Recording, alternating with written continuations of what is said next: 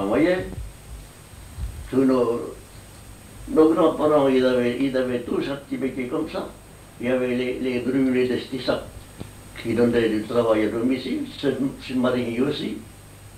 Ça occupait pas mal de gens, peut-être 40-45 personnes qui faisaient de la bonneterie. Et ça alimentait un peu le porte-monnaie parce que la culture, ça rapportait pas gros. C'était un supplément, parce que ça faisait vivre. Aussi beaucoup de monde qui s'occupait, par exemple, tiens, on faisait les corvées. On appelait ça faire les corvées. C'était qu'on amenait des cailloux, on fallait d'abord les ramasser les cailloux. Et puis on emmenait ça sur le chemin. Le cantonnier, il vous disait, un tel tas, 3 mètres de cailloux à mettre à tel numéro, tel bord de sur la route, un autre t'en mettra 4 mètres, un autre t'en mettra 2 mètres, et puis il y avait des gens qui n'avaient pas de chaud.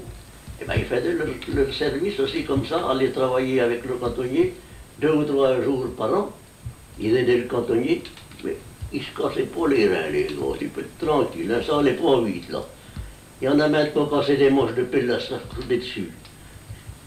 Et puis après, ben, t'avais des métiers, tu avais un couvreur par exemple ici. Et il y avait un couvreur, il était trois frères qui travaillaient à la couverture. Mais il allait dans les pays voisins en vélo. Les gamins qui avaient 17, 18 ans, même moins 15 ans, ils allaient en vélo à 400 km et ils faisaient 10 jours par jour. Dans ce temps-là, les couvreurs n'ont pas de saison.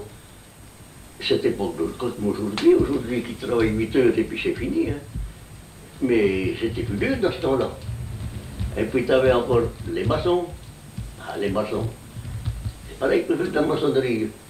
On ne faisait pas comme aujourd'hui. On travaillait quand il faisait beau, quand il gelait l'hiver, eh bien, ils restaient chez eux. S'ils avaient un peu de culture, ils battaient ça le feu, puis ils avaient une vache ou un peu. Et bien, c'était le métier de tout le monde. Tu n'avais pas moyen d'avoir une entreprise comme aujourd'hui. On n'était pas obligé de travailler tous les jours comme ça, on travaillait quand on pouvait. Et il n'y avait pas de loi sociale. On n'était pas malheureux, mais on y arrivait, si tu veux. C'était le menuisier. Il n'était pas des portes, il en faisait des lèvres, parce qu'il y avait souvent des portes qui étaient usées, ben, il mettait des planches.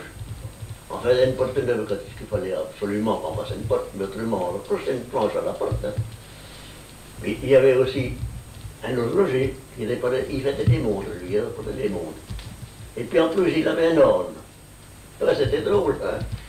Il avait un âne et une petite voiture, et il allait dans les pays voisins pour chercher du travail, et puis il en rapportait. Il allait par exemple à Planty, il allait avec son âne. Et bien, il portait des montres qui étaient rangées, puis il en rapportait des autres pour les réparer chez lui. Il y avait aussi le meunier qui venait de Villemort, qui passait toutes les semaines. Un coup, il emmenait du grain, du blé ou du sel, ou n'importe quoi, pour faire de la farine. La semaine d'après, il ramenait, et les femmes faisaient un peu leur. C'est assez mieux, ça. Après, quand il y avait encore dans les maçons, après les maçons, les menuisiers, le charpentier, il n'y en avait pas ici. Il n'y avait pas de charpentier. Mais tout ça, on n'avait rien de facile. Hein. Celui qui voulait acheter une petite toile menuisier, il fallait qu'il allait s'accrocher des planches avec son cheval ou sa voiture, ou qu'il en empruntait, parce qu'il n'avait pas de cheval, le menuisier. C'était compliqué. Mon petit garçon, comme c'était drôle la vie dans ce temps-là. Hein. Tu t'en rends compte aujourd'hui? Ah! Tu sais, malgré que les gens n'étaient pas riches, ils pensaient bien. Et c'est si vrai que les gars et les filles du Meunier, ben, ils se mariaient presque tous ensemble. Dans l'époque, on ne pouvait pas aller courir, il n'y avait pas de voiture. Et bien, on se mariait comme ça dans le pays, et on s'aimait bien.